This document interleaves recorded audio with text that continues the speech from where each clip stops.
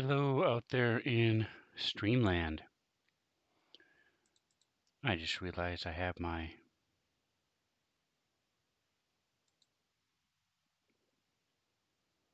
Magic the Gathering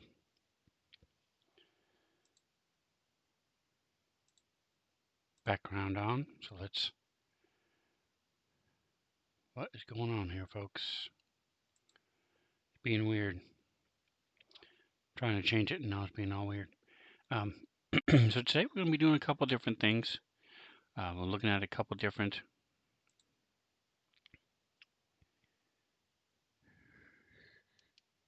what is going on?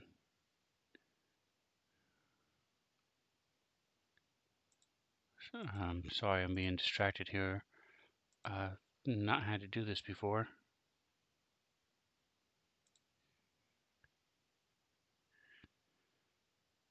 Craziness. All right. Anyway, since we're going to be working on some Dungeons and Dragons prep work, let's go ahead and throw some blueprints behind my head. So today we're going to be working on a couple different campaigns. I have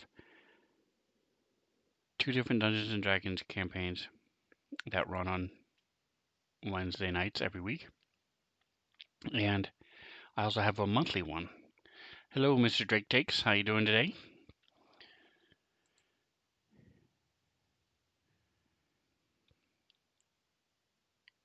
Today is Tuesday. We're finally getting back into Drake Takes campaign, so I'm looking forward to that.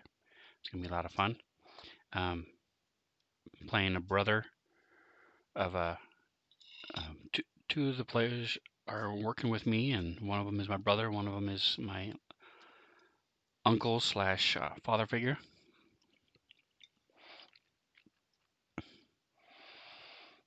Playing Princes of the Apocalypse.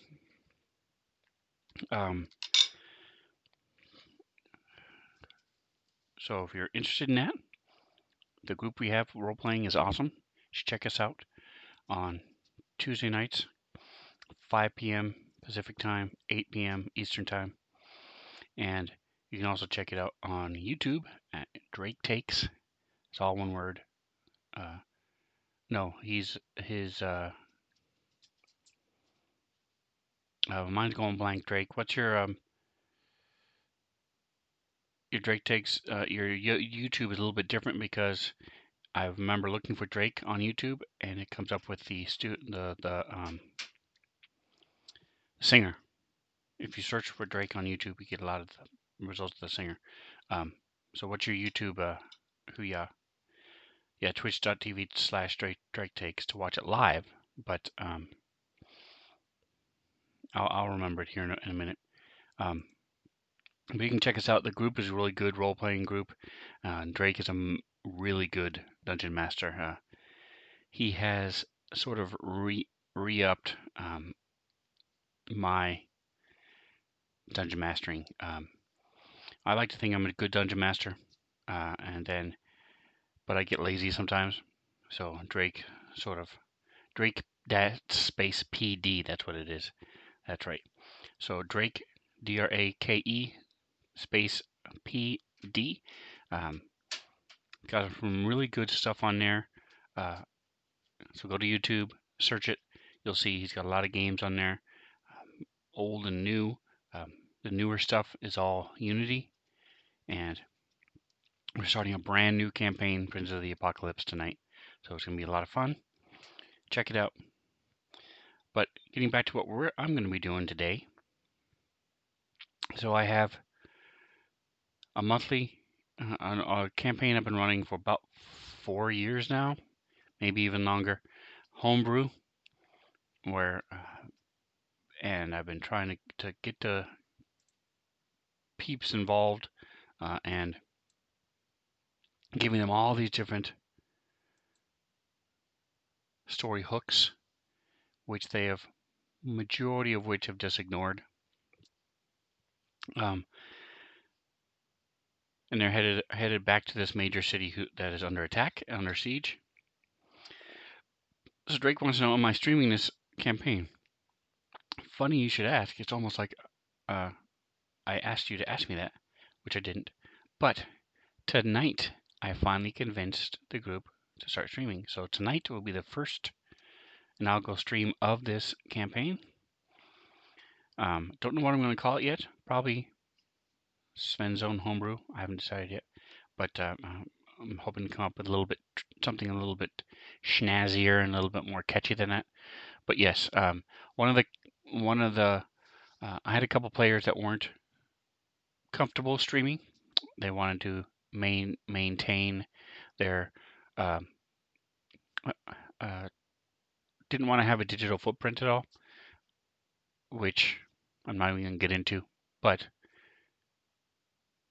I wanted to make it clear that there was no pressure to stream. And so I asked all of them in a personal message and said, I don't need a reason why. If you don't want to stream, just say no. And so they came back with no. One of the players dropped out, and other situations have changed. Plus, it's now 2021. A lot of people are streaming. So I introduced the topic again today and last week, and they said yes. So we're going to push forward. Sad thing is, right now, I'm going to have one of them on camera, but that's fine. Baby steps. So we're going to be starting that campaign. Yeah, Drake says, in today's world, no digital footprint means you are a terrorist. Exactly. It's almost impossible these days to get completely off the grid and stay off the grid. But that's fine.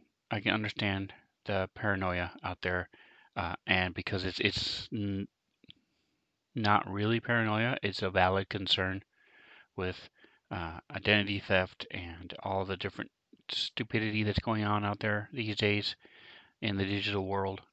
So that's fine. I don't mind. And who knows, maybe they're under the witness protection program and I'm just not aware of it. So regardless, I said I didn't want to throw any shade or make it bad, any kind of pressure for them. But now we're finally starting. We're going to be starting tonight. So if you're interested, it's supposed to be at 6:30 Pacific time, UTC -8. But it's not.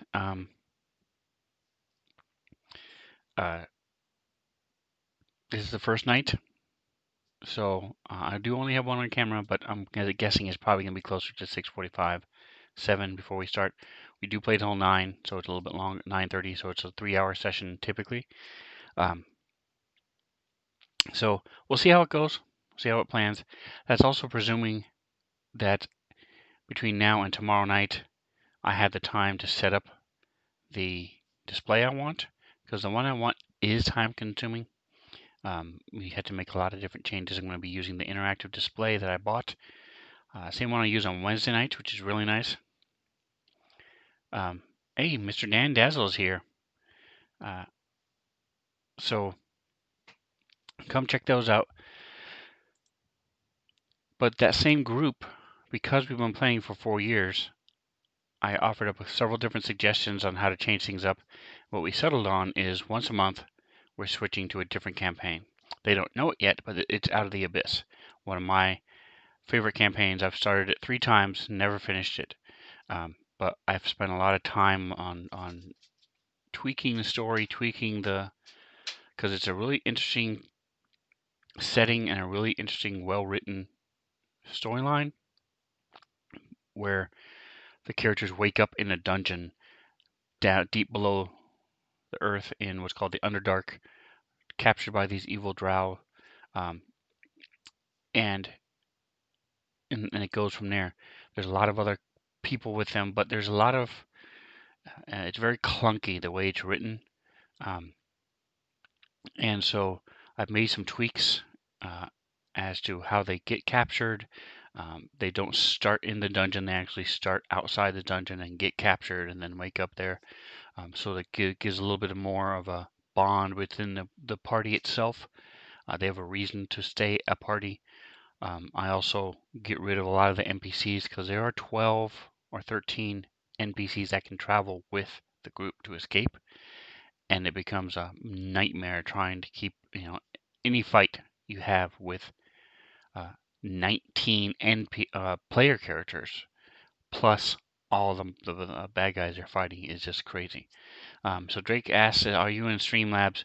No, I'm not in Streamlab OBS. I just use the old school OBS because I'm too cheap and OBS works, and I have not yet been able to justify paying for something when what I have works. So one of these days I might upgrade to Streamlabs, but for now I just use OBS. So anyway, next week I'll be setting up for Out of the Abyss.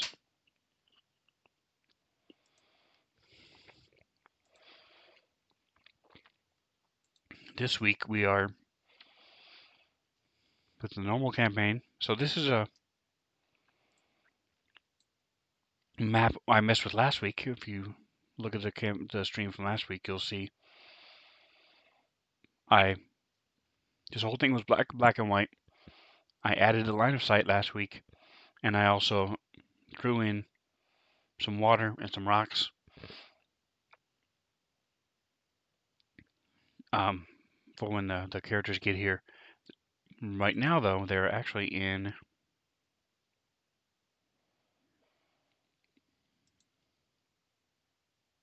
what's called the Halls of Fire, and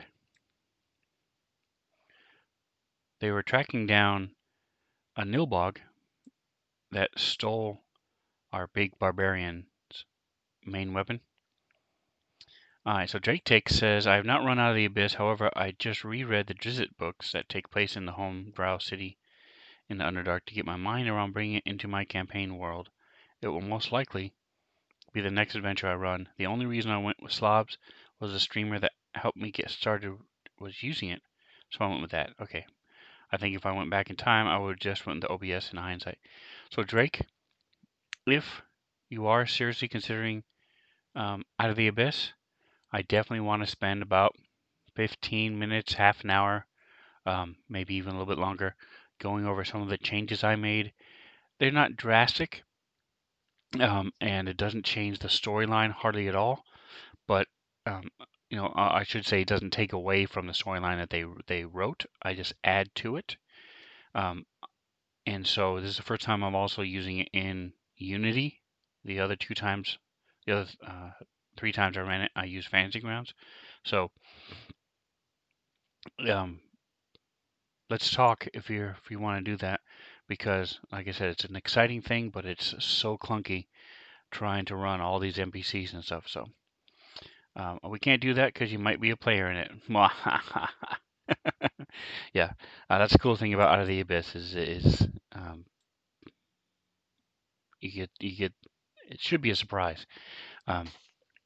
Otherwise, you get the first time I played it, they knew what they were doing, so I had people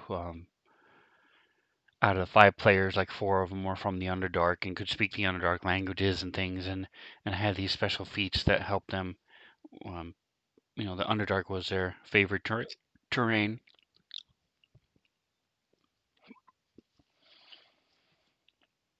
Which sort of defeats the purpose. But back to my Halls of Fire, guys. Snowbox stole the main big barbarian tank, his main weapon, and he ran off underground. They chased him here. They got the weapon. So I wasn't really sure what they were going to do at this point. Were they going to leave because they got what they wanted? Because the whole point is that they're heading back to this town, which is sort of at the beginning stages of a war. And they are supposed to be doing some tasks to help the town figure out what's going on and protect it. Instead, they've been distracted and they saved a druid and did all this other stuff. So now they're sort of supposed to be heading back. This weapon got stole. So being completionists that they are, they've mentioned that they are going to keep going. So these doors here lead to, if we look over here, it's a river of lava. So the doors themselves do damage to people who touch them. They're iron doors that do damage. And turn off the line of sight so you can see what's going on. See? Boom. And there's this demon over here. So I've pretty much got everything set up for them within this within this main area here. They've done everywhere except for the kitchen and the dining hall. The dining hall has a little encounter with these 4 different fighters and magma methods, and then the kitchen also has a little encounter. I'm going to have the three people working in the kitchen. 2 of them are pretty high level, who just are chefs on the side, and then one of them is just a cult fanatic. So I've got those 2 encounters ready to go, and honestly, depending on how the fights go, that might be all they need. They may do tonight or Wednesday, but I do want to get a little bit more familiar with these last 2 stages. So I'm going to spend a few minutes on here. The Iron Bridge has some magma methods in it. I'm thinking of changing this to a magma elemental. Magma elemental, what the hell is that, Sven, you may ask? That is actually from, or is it called a slag elemental? Let me see. From the Alien Bestiary. Quick plug here. It's a book I converted, and honestly, it is amazing. The Alien Bestiary is so good. It's got more than 300 different creatures, really good art, and it's made to be you're able to put science fiction into your campaign. But I've used it for every D&D campaign I have, because there's new giants, new elementals, new dragons, new undead, new plants. So there is a small section of it where there's like a handful of robots and a handful of couple things that are constructs that are huge, technologically based creatures. The majority of it is just monsters you can throw in anywhere. And if you've ever wanted the stat for Cthulhu, he's in there. Anyway, Alien Bestiary in the Fantasy Grounds store. Buy it right now. I'll wait. But what we were talking about was this elementals. They have a magma elemental. Let me go that route and see if I can spell.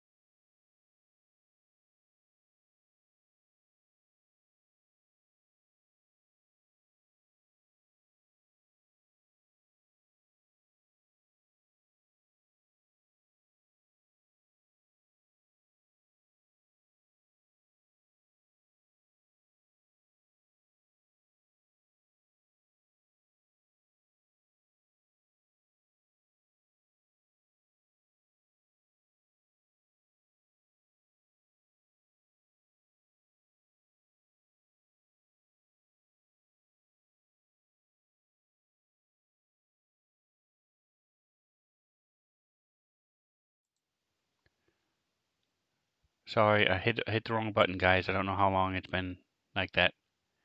Damn it, Jam. I have hotkeys set up for the different scenes, including the be right back, be back in a jiffy. And sometimes I don't realize I hit those keys.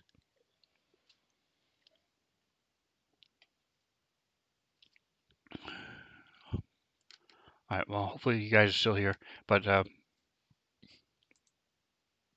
so let's go ahead and take off the line of sight.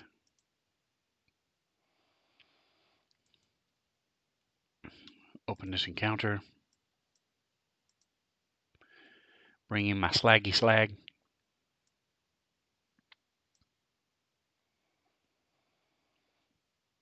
So what's going to happen is they're going to get on a bridge, cross this bridge,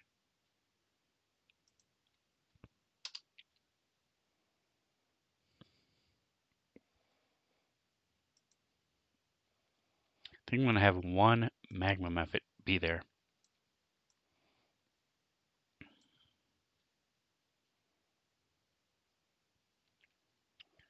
Let's change my token.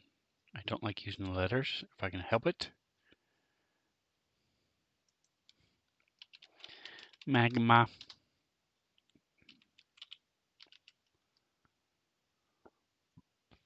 There we go.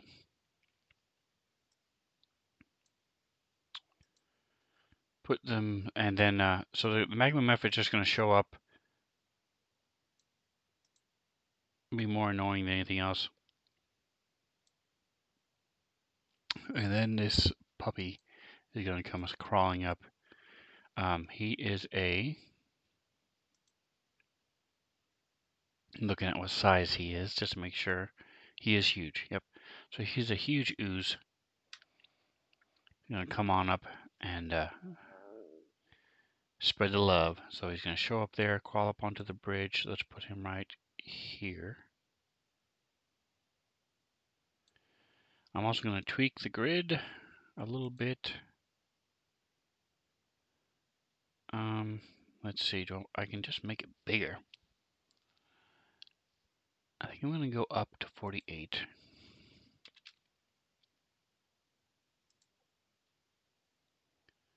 There we go. I like that better.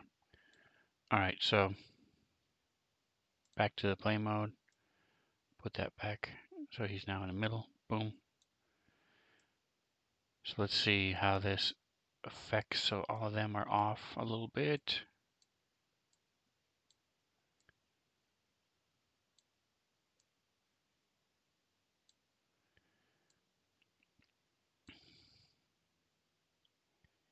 All right, yeah, so the rest of it is pretty hunky-dory. Most of the new maps that Smiteworks is working on, they're trying to default to 50-50. Yeah, this is a homebrew, not homebrew, but it's a DM's Guild, like a little one-shot thing that I grabbed, just and then I added this path to it and stuff. Added some storyline to it. The story of this is supposed to be like a cult is down there, but I'm tweaking it and changing it a little bit.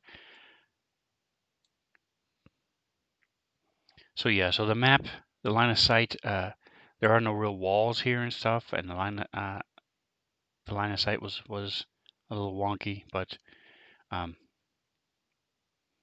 just sort of working with what I got, and I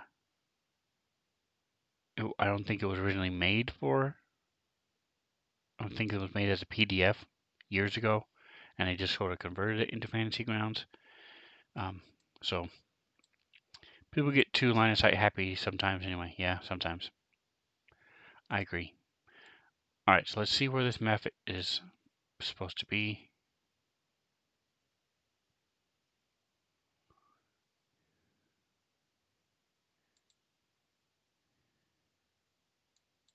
They have him out in the magma. All right, so I'm actually going to throw him right here at the edge. He's going to show up first.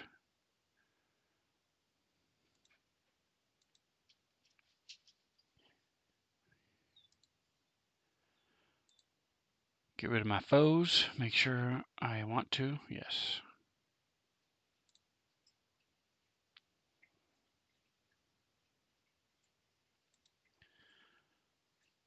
Alright, so I tweaked that encounter. Now we're moving on to the very last encounter. So it's a Hezru demon. It's a Hezru sergeant. He is a CR12 single creature. I want to boost him a little bit. What's the parcel that's in here? Let's see. A ring of evasion. That's not bad.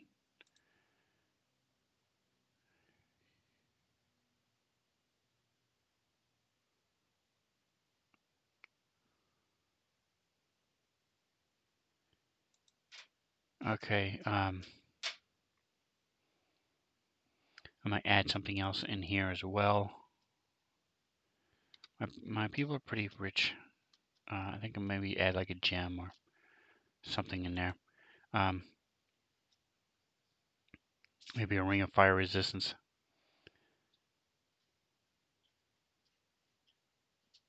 No chance of combat in D&D is a myth. Yeah, true.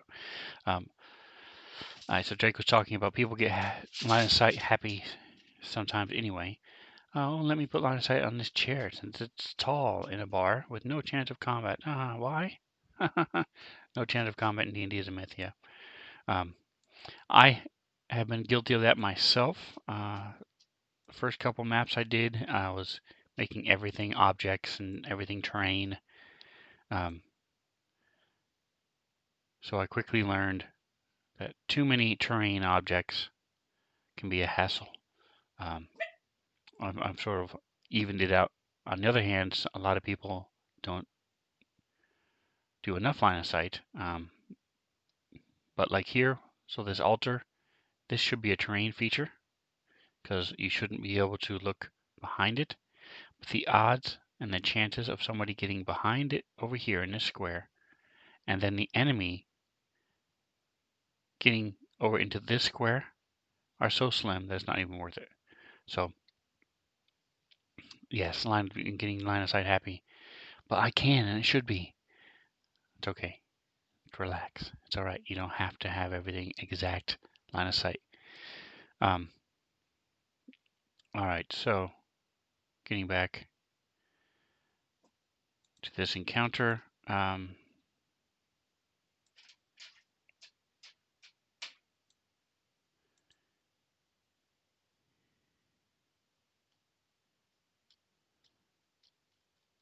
So let's read a little bit about this guy, see a little bit more about what he does. Lowest ranking officer of a demon army.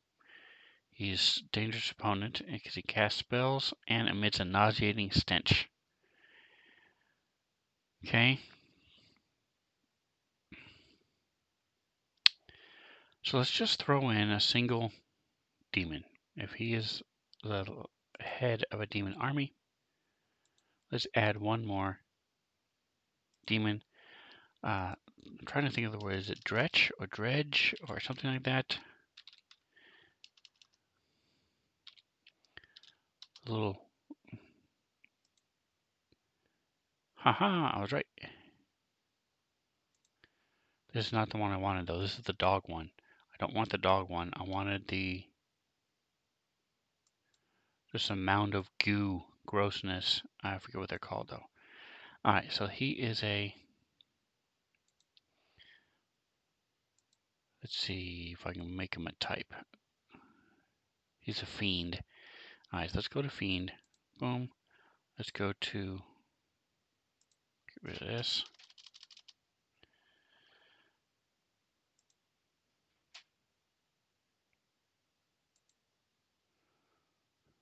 Stop, go away. Balgura, Bone Devils, Baluza. Yeah, you still have to use your imagination some in a fantasy game, yes. Correct. And I have to remind myself of that every once in a while because I'll get so bogged up into making sure every little thing, and I'll spend 2 hours on a encounter or trying to find just the right picture or do something, and then they look at it for 10 minutes for, like a picture. I'll spend half an hour sometimes looking for the right picture. They'll look at it for 30 seconds, close it, and it's gone. It's like, but wait, look at this picture again. Look at this picture. Isn't it awesome? I spent a long time. All right, what is the name? Do you remember the name of that little blob? It looks like a ooze demon critter thing. I'm trying to remember what they're called. I thought they were, that's what the dretches were, but it's not. Is it lemur? Lemur? Lemur? Let's see.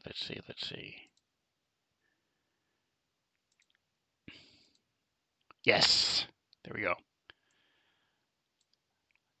Lemur. Yeah, lemur or something. Yep, there you go. This is what I was looking for. What's the CR? Is it like 1/8? 0. Dude. Okay, I didn't need...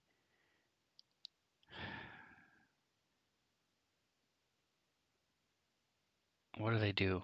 Melee weapon hit for 1d4 bludgeoning damage. No special actions. They can see in the dark. There you go. That's cool.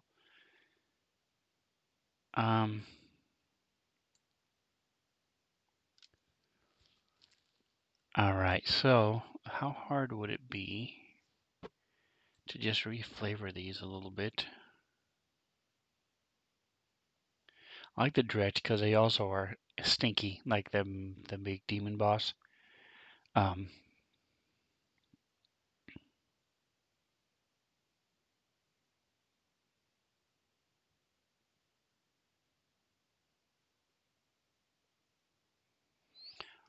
So if I combine the dretch with the lemur, it's sort of like they would be nasty inside of your bed while rolling while you're sleeping. Yes. Not inside of your bedroll. Yeah.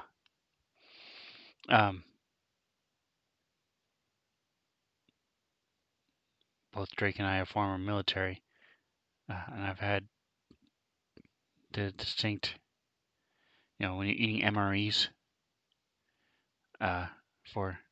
have been eating MREs for 3 days out in the field, sleeping in these little two-man tiny tents.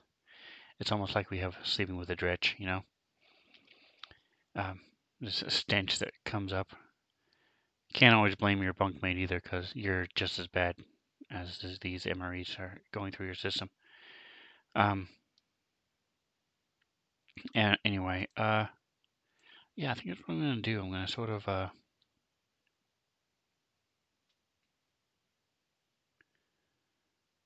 right, that's what we'll do. We're going to take the encounter, we'll add, how many hit points do they have? 13. All right, so we'll add 2 lemurs, just because I like the visual effect of them, and a single dretch.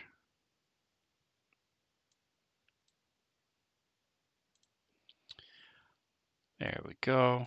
Boom. 2 lemurs, lemurs, and a dretch.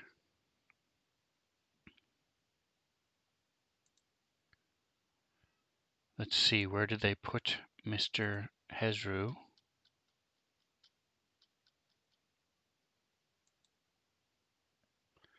Stuck him sort of right in the middle. Okay. Desert Wayfare out in California was fun. 2-man tents sucked when we were out of the box. I see now they built really big perma-tents with armor class and crap out there. Yeah.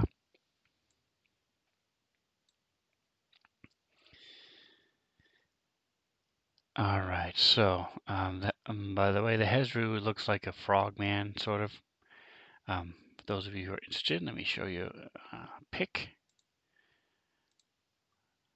There's this guy right here. He's like a slad. To me, he looks like a slad.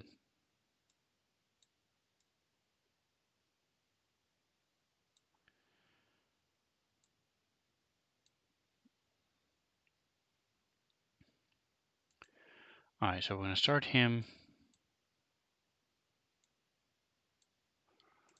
So what I do, what I think of as a best practice, Halls of Fire FG player map. If you mess with that, it messes up a lot of things, the links and everything else. You don't want to mess with that name. But it's not indicative to where they are and what they're doing. So I just make it unidentified. And this is what shows to the players. So this is just the final, it's like an altar room. So we're just going to say altar room. So when I share the map, that's what it shows up as.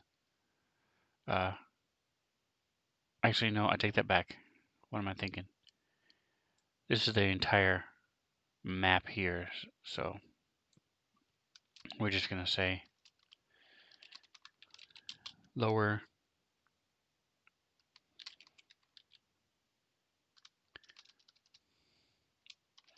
we're just going to say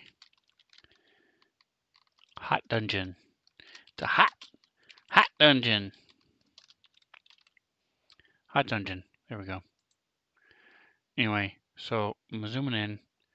Are we in the play mode? Yes, we're in play mode.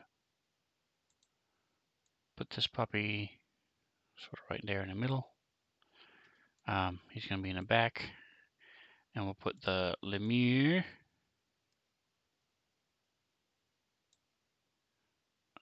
Make it a little bit spread out here. Put the Lemures over here. Offset a little bit. And the little Dretch will be right next to him. He's a medium critter. There we go. Actually, I'm going to stick him right in front of him. There we go.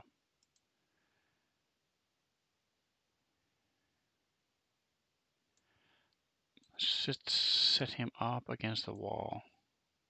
There we go.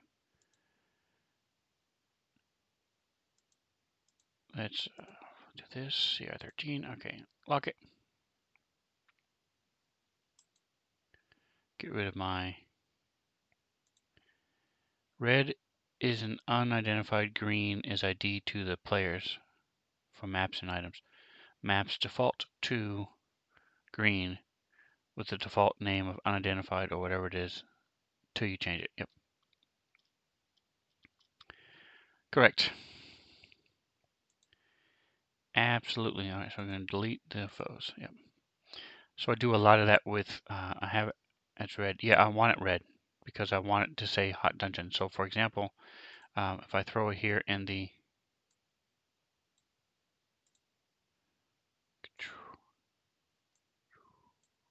see, hot dungeon. And when you share it to the players, it says hot dungeon. I do that with a lot of the creatures too. When instead of just saying unidentified creature, I'll put the name as not the name of the creature.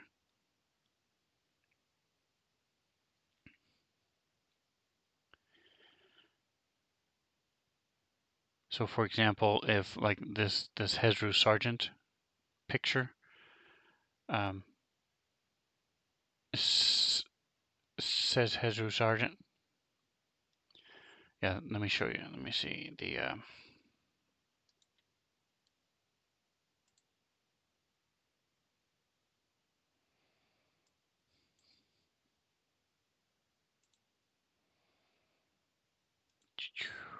start. Boom. All right, so we'll show you. We'll Drake is saying that I've got it backwards. I'm pretty sure I've been doing it correctly this whole time. We'll figure it out. We'll see. I am not infallible. We'll check it out and see. So, well, I do that with a lot of images too, is I'll share the unidentified image to them so that they can, and they'll be able, so like with the Hezru Sergeant, I might name it Frog Demon. And so when I share it with them, it's unidentified, and they just see Frog Demon. Delete it off the entry, change it to the green, then red drag. All right, so I'll show you what I'm talking about, and we'll see. We might be saying the same thing. Maybe I'm just misunderstanding you. Maybe I'm not explaining it well, but I'll show you here in just a minute once I get loaded up as a player. So for example, they're going to be fighting the slag critter. So let's bring up the slag, shard slag. So I don't want them to know the actual name of it.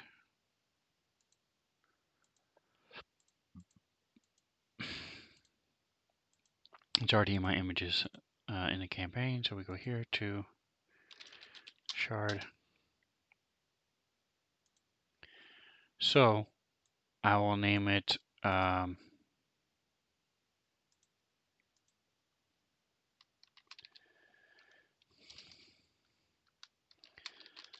living lava, unidentified.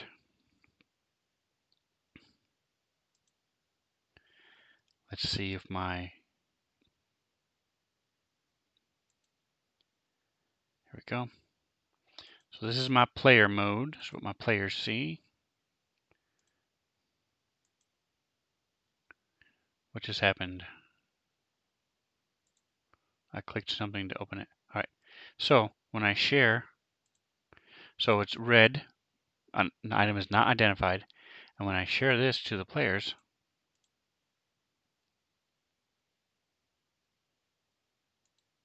the players see it as living lava, as the name I put on there. So I think we're both saying the same thing. And it's the same with the map. If I share the map, they will now see it as Hot Dungeon. And that's what I prefer to do. And then if they identify it, I can then identify it, and it becomes Shard Slag, the correct name. So it's like here, this is red. It says Hot Dungeon because the Halls of Fire doesn't really apply to them. So when I share it, they come over here. It says Hot Dungeon. The ID button should be over to the main word then, right? Yeah, the ID button is actually right in the middle, right where it says right here, right in the center. Item not identified or item identified ID. And then you can, and the same thing over here. So if I throw my slag, so if I throw a monster in there,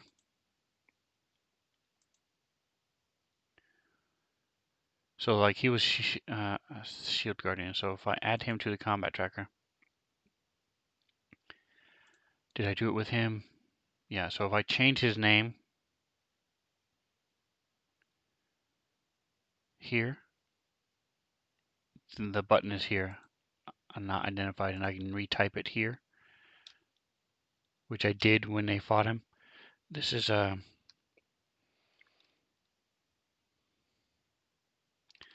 I just put some, I forget what it was. It was like an iron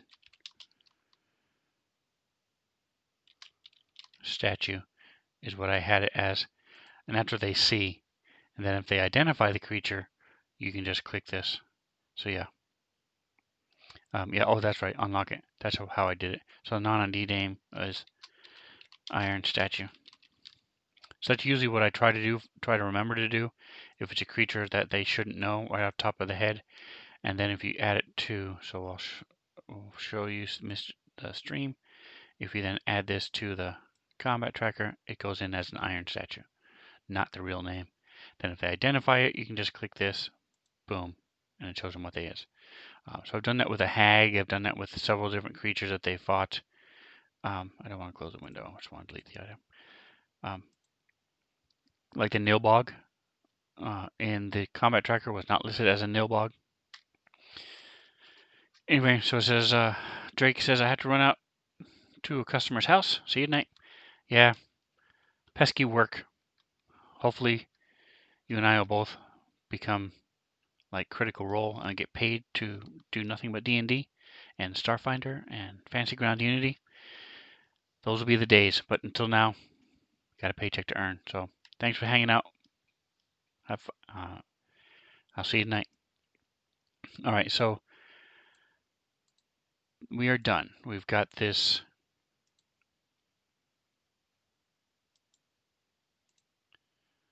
We have the 2 encounters already tweaked. These 2 were already tweaked. We tweaked these 2 new encounters. Now we know for a fact they are going to go that way. I'm going to go ahead and turn line of sight back on. Now when I do that, it reset the whole map for them. I don't really care that much. I'm just going to take and move them each so it resets the line of sight for them. There we go. All right, so there we go.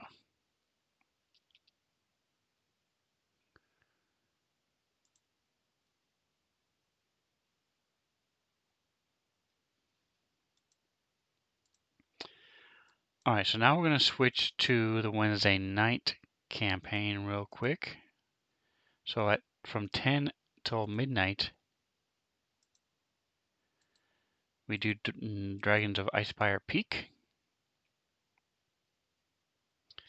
I am going to save this real quick, make sure it's right.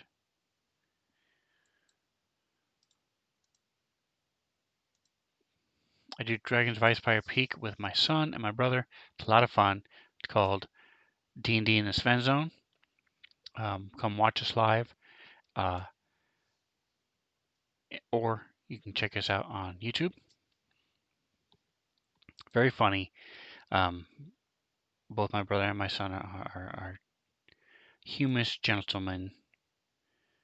Late night. There we go.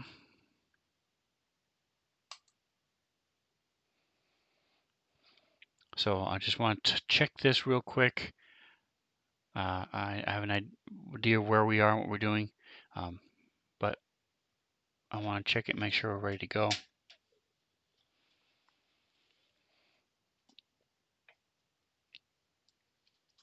We might even have time to work on our Out of the Abyss campaign.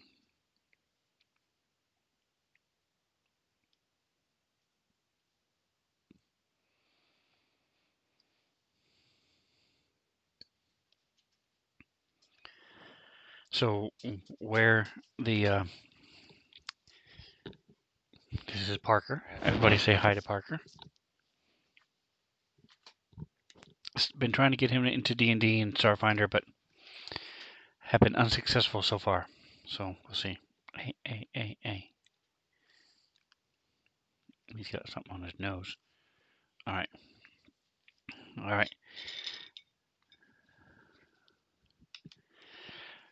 So the late night crew have been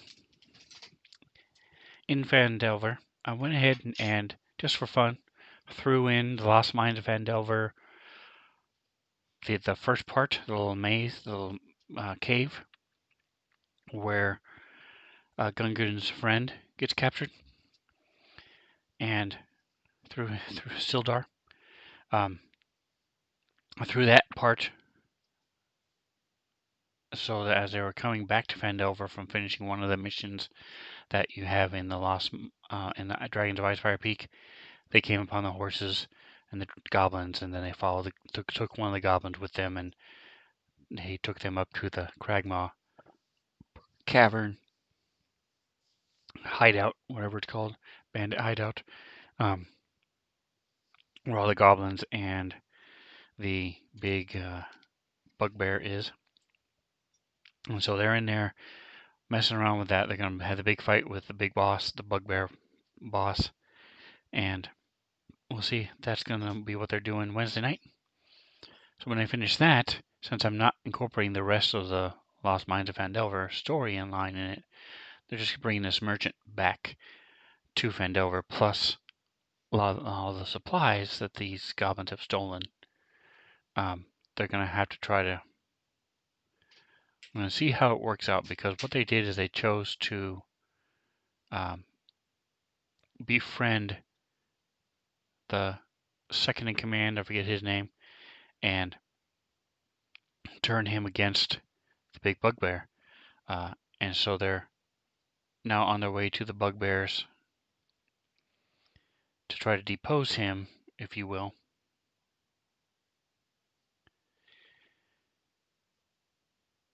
Here we go. Let's see where we are now. Let's see. So, as you know, I like to keep my stuff down here. So, here we go. Goblin ambush. So,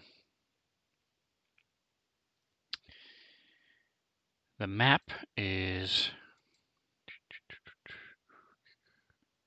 yeah, the Cragmaw Hideout is what it's called. Players.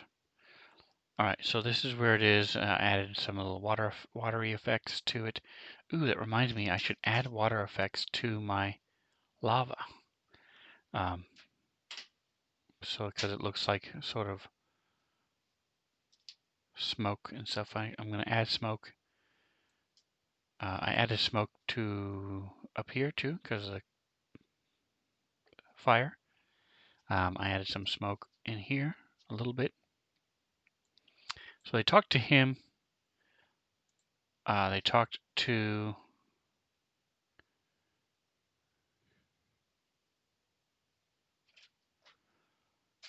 Yimik. That's his name, Yimik. They talked to Yimik. Yimik is, and so they're coming down here, and this is where the main guy is. Clark is down here, and so they have these creatures that they're fighting these guys. And they're going to come up and fight Clark. So the point is, Yimik is still going to be in control of these hideouts. They'll now know exactly how many goblins are there. And so it's really up to them. Are they going to demand that they let these goods be taken back to Phandalin, because that's where they belong? Are they going to kill Yimik to get the treasure that's up here? So we'll see how it plays out.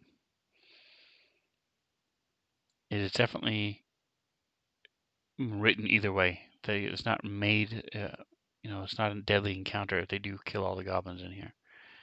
So my point is, so now we've got this going. I want to check the quests. So this could very well take the rest of the night, the 2 hours, with the fight going on, and they're both good, decent role players. So it could go through for the full 2 hours. But just in case, if they do head back to Phandalin, I just want to see what quests I have available for them. Make sure that they're populated the right way. All right, so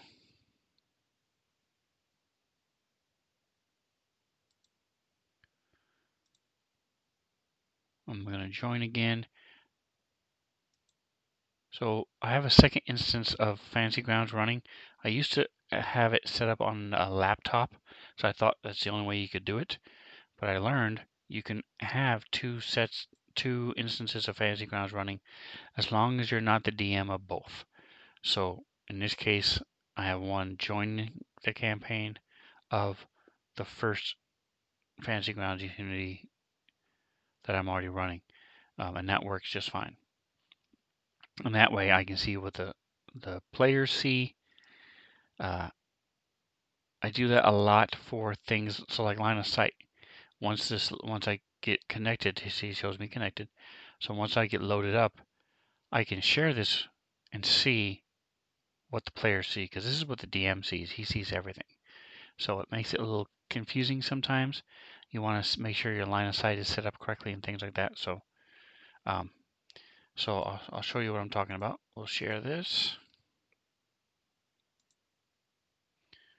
Oh, I thought it was done. Okay, he's still loading. Anyway, so I want to see what quests they have as players. They have access to. I think it's only the ones I've shared. Pretty sure.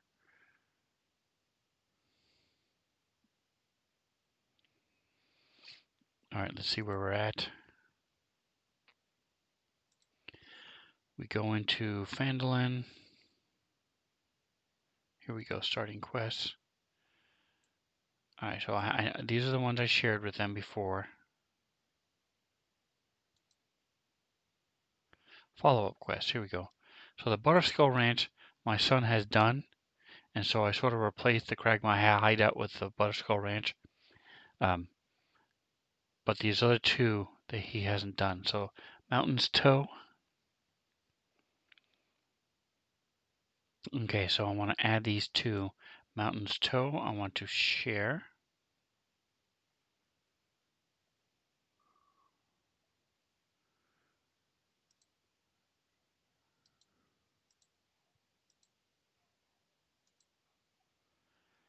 All right, are we ready?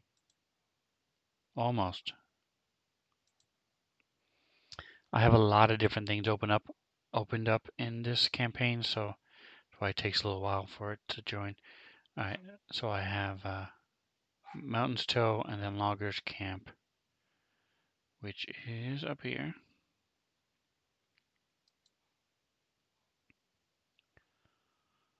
Will it let me do it that way? Oh, good, I don't even have to open it. Nice. Okay. There we go. Now we're ready.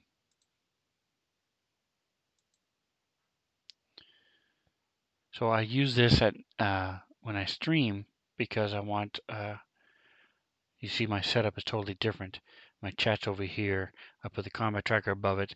I have the scale UI set a lot higher, much bigger, so that the stream can see it. So that's why I have this one. So to show you what I was talking about, you can see, I can see here, I can see the words Cragmaw Hideout. I see the compass, all these things I can see.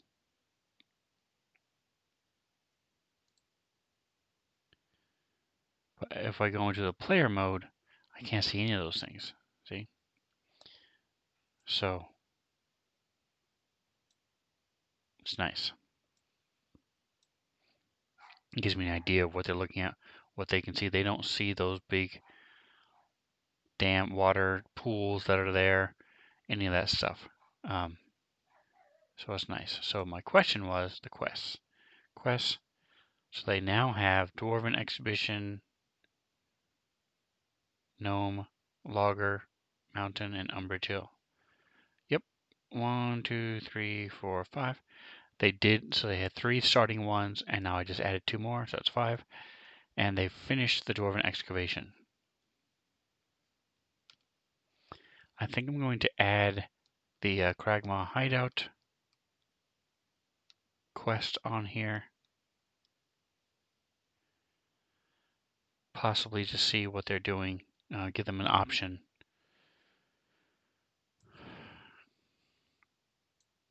I may or may not do that, we'll see. Let's go in here, let's go back to my DM side. Alright, so by adding the quest, what that would do is it would give them a little bit of a XP boost. And it would just help them keep track of what they've done and what they haven't done.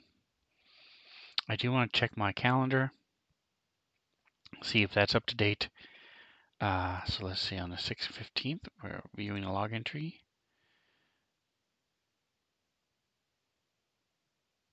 So that was the day before. Yeah, so they've done a lot in this one day. Okay, so it's not up to date. So I remembered correctly. So what had happened was they headed toward Phandalin. Then 2 hours later, well, I'm going to say an hour and a half later, at 08:30, they came upon a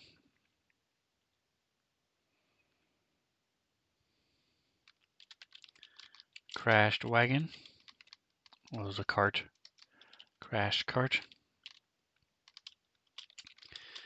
with 2 dead merchants. Following the horse tracks, they fought. I want to check something real quick. So they fight these big, giant mosquitoes called robber flies. I don't remember if they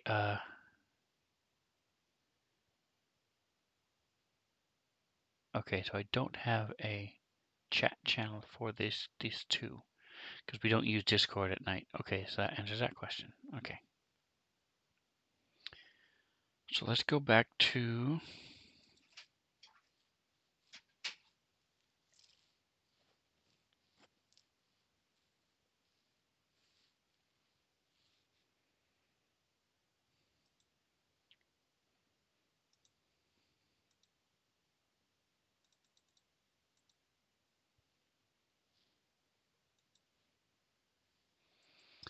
Alright, so I'm looking for where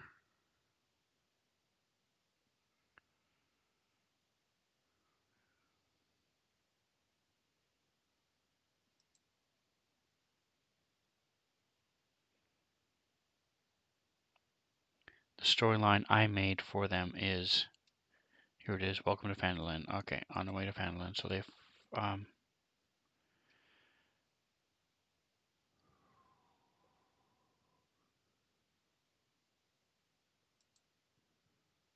robber flies. There we go.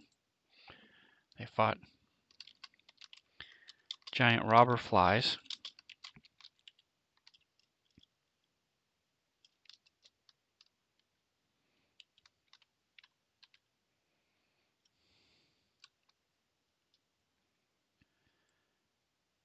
Trix joined the group as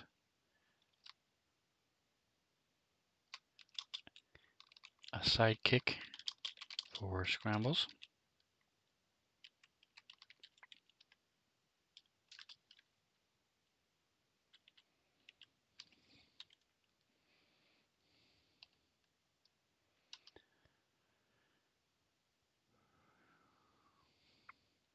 So at, we'll say 9:15,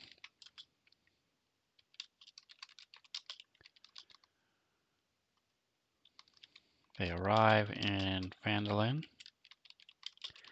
and deliver the goods to. So I'm going to pull up my Phandalin map, which is boom here. Barthen's Provisions. They arrive and Fan deliver the good to Barthen's Provisions.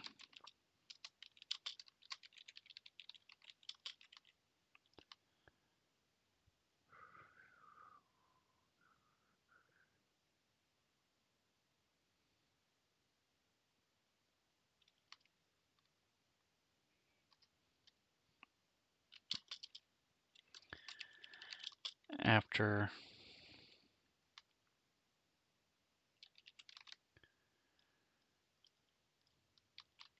eating, alright, so they read the job board. I don't know why I capitalized that. So they read the job board, pick a job,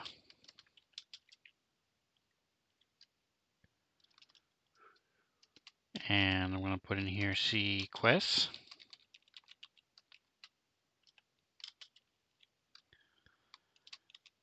After eating, so it's now they were there about an hour and a half.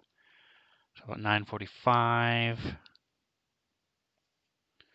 We're gonna say 10 o'clock after talking to.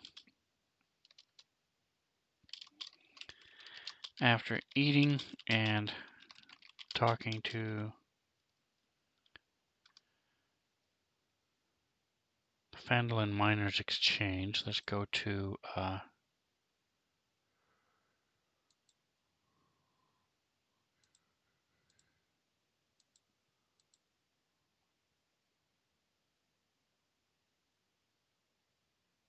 look for the name. Here it is. Halia Thornton.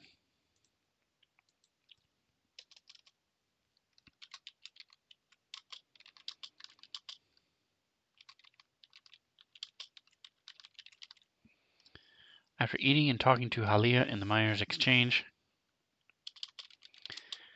They head to the Dwarven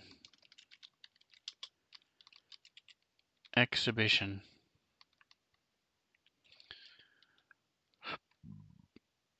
No, excavation. Getting my X word mixed up. Excavation. They head to the Dwarven excavation. That takes them an hour and a half, so 11:30.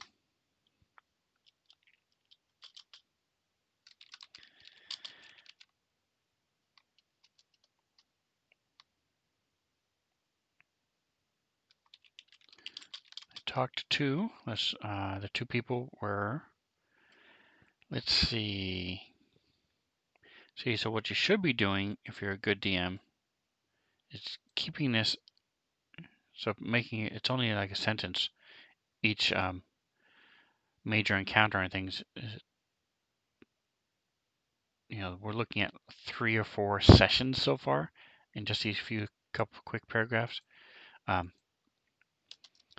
it's not hard to maintain. It's just a matter of remembering to do it. So where it was here it is, the Dwarven DDD. Dwarven excavation. It's not a link there. All right, so let's go to story. Let's go to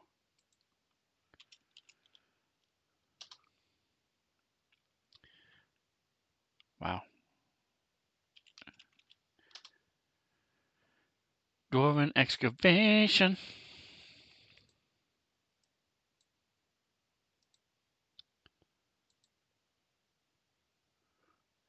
Dazzlin and Norbis. So I can go boink.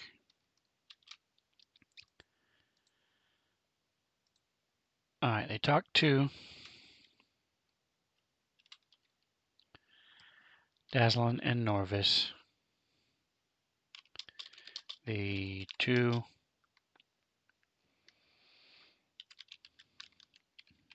archaeologists, warning them of the white dragon, which still have not done any kind of research. They haven't asked anybody about. They show up in Phandalin.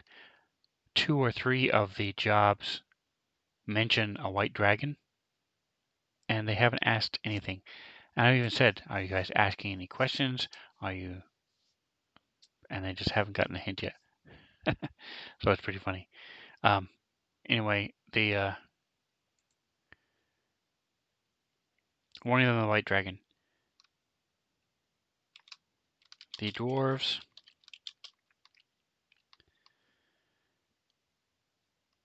offer them sending stones to help clear. Wow, everything I just typed did not type. What's going on here, folks? The dwarves offer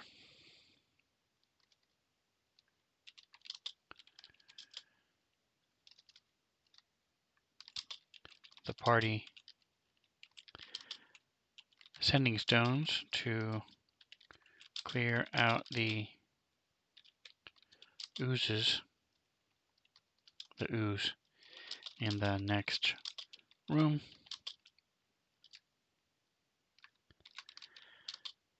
They kill 3 oozes and find some loot.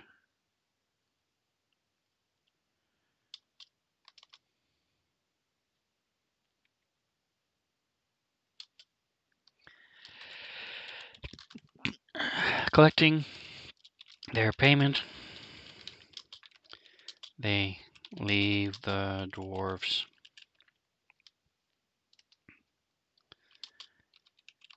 Heading back to Phandalin. So we're going to go here. It took them about 20 minutes, and then they talked to the dwarves, so I'm going to say noon.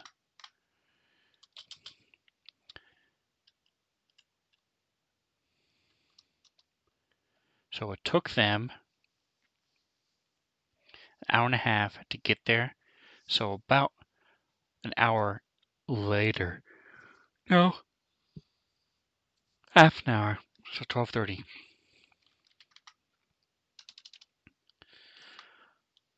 is when they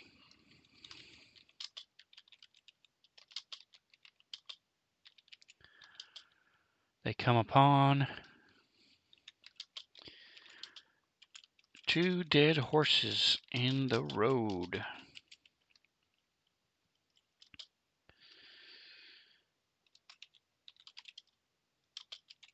After defeating the goblin ambushers, they capture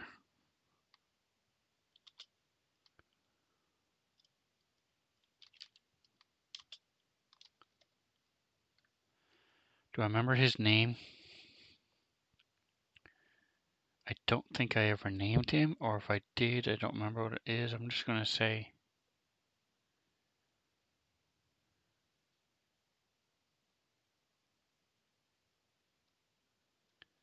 they capture a knife.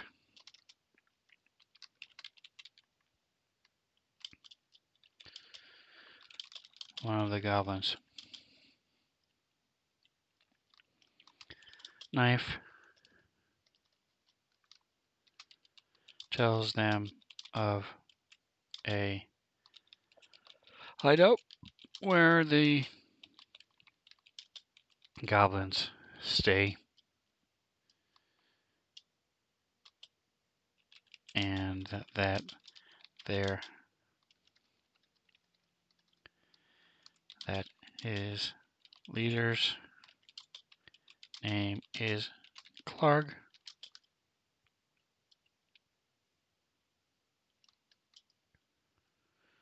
12:45. They arrive. Actually, no, it's quite a ways off, so it's going to be 13:10. They arrive outside the hideout after avoiding traps along the way. Knife explains that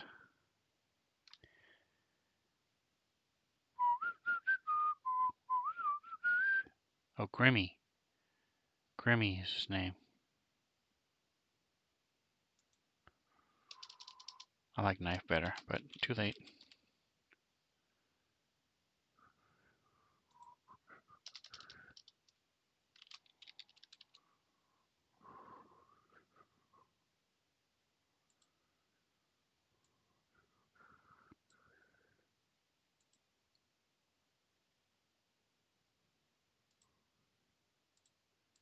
He explains that Emic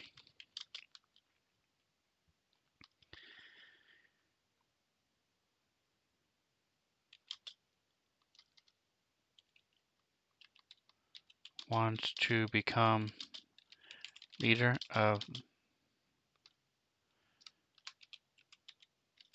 Kragmaw tribe.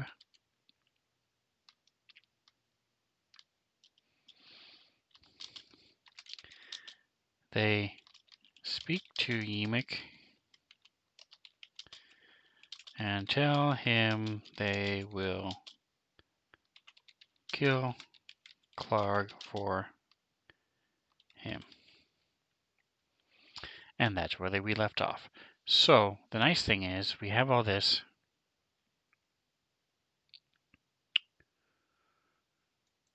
I'll say this is about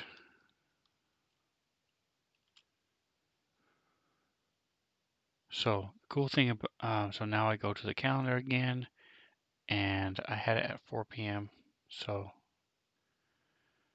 do I want to adjust this a little bit? Let's see. I'm going to say they spent a little bit more time in Phandalin. So we'll adjust this by half an hour. So 10:30. So this is noon.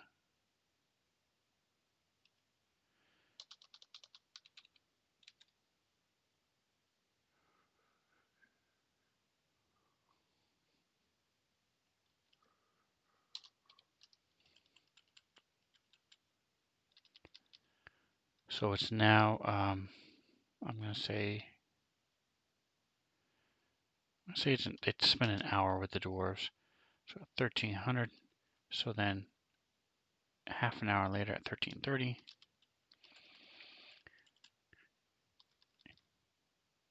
So this is now 14:10.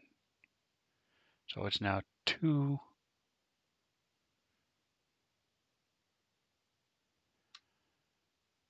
So they arrived, they talked to him, so it's been 10, 20 minutes since they've been messing around. So it's about 12:30, 2:30. And the cool thing is, as a DM, you can, so we're done with this, we can close this. Push it by clicking these tags. This is the day, this is the time. So it shows up in the chat. And if you're wondering what the players do, so you can see the date and the time, and the players can also have access to the calendar.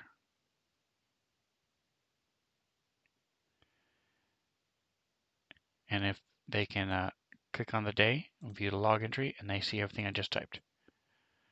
There is a DM version of the calendar. So there's part of the entry is just a GM only part.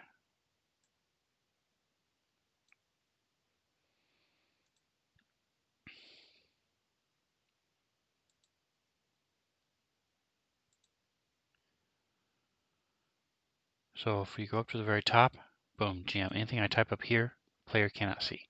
So I can add notes to significant events that are happening throughout the world or times, stuff like that. All right. I want to do get birthdays done too. So this should be a 365-day calendar, if I'm correct. So what I'm going to do is, real quick, make it big enough where I can see everything. And I'm going to do /DIE space 1D 365, baby. Boom. So I rolled 300 random 365, and I'm going to do that twice because I have 2 people. All right, so 30, 31, 61, 91, 121, 122. So 15 more than that is right here. This is going to be, so this is the,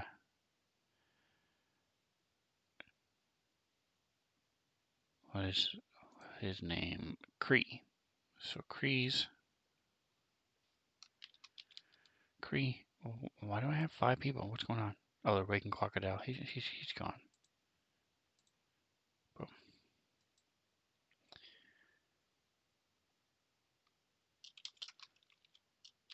Cree's hatch day is 15th of Myrtle.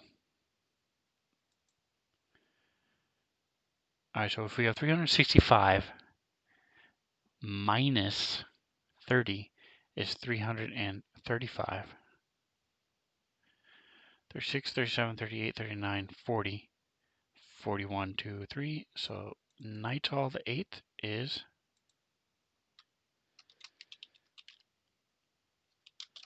Trick's birthday.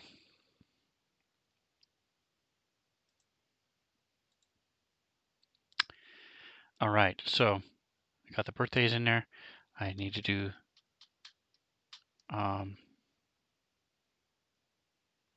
I'm just going to go ahead and do it for the other 2. So 20, use the first, there it is, Hammer. So this is scrambles.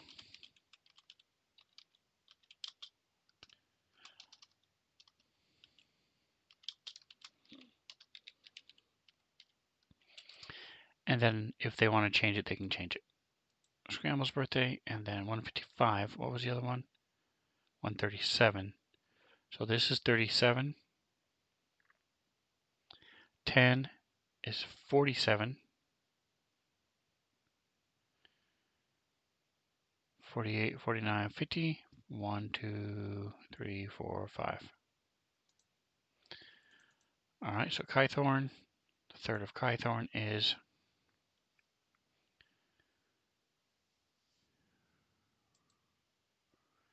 Jackson.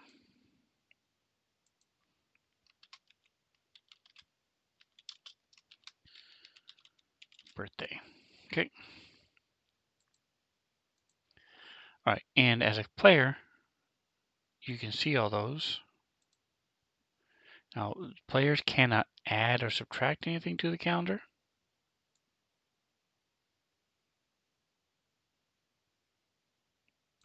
But they can read them, so they can see the little dots. And if they double click on it, it says, oh, it's Cree's Hatch Day. Or they want to see all logs, they can do it that way too.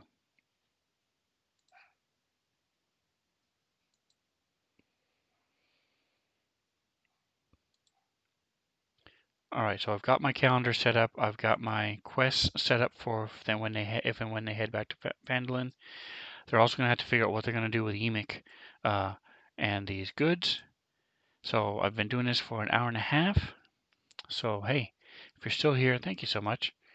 I really do appreciate you watching this video. Hopefully you learned stuff. Down in the comments, ask questions if you want to see anything. Show if you want to watch on Tuesday. Ask me any questions you have. So just like with the identify and unidentify thing, I'm happy to take a minute, show you what to do, what not to do. If you want to see how this plays out, this first part of it starts at Wednesday at 6:30, maybe closer to 7. This Phandalin Icespire Peak combo, it's really funny, is from 10 to 12, Wednesday UTC. D&D in the Sven Zone on YouTube. So come check us out, like, subscribe, whatever else you do. Enjoy the rest of your day.